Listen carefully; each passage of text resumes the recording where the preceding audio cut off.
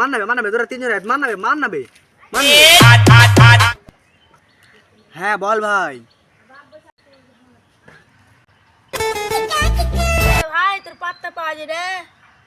ও মাল খাবি, বুঝতে তো পারছি। ঠিক আছে ভাই, আমি 100 টাকা ফোন মারছি, তুই 100 টাকা যোগ কর। দিয়ে দুটা বাংলা লিয়ে মদ খাবি না না বে, দুটা লাগবে, তিনটে।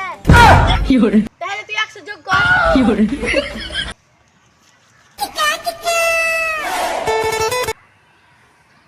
ঠিক আছে দুটাই লিয়ে আই।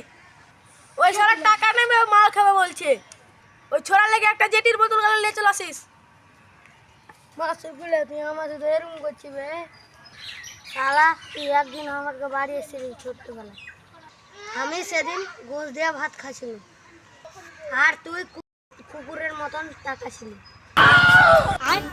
আর তোকে ঝোল দিয়ে ভাত দিয়েছিল। শালা আমাকে বলছি যেন গোশ দিয়ে ভাত দিয়েছিল। ছাড় বাড়া, তোরাই খাবারা। আর শুন, ছোড়ার লেগে একটা জেটির বোতল গেলে নিয়ে চলে আসিস।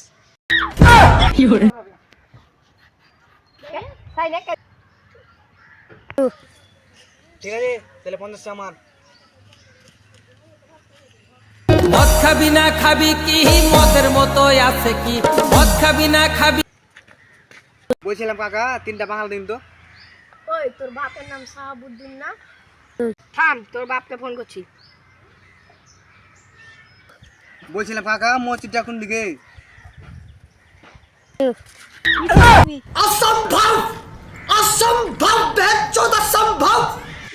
হ্যালো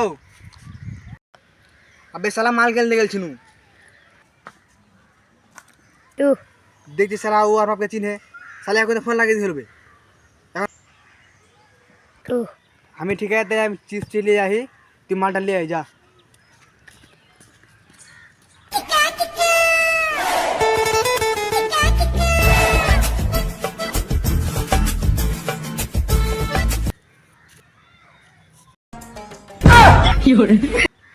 কাকা 3টা করা বাংলা মানটা দিন তো।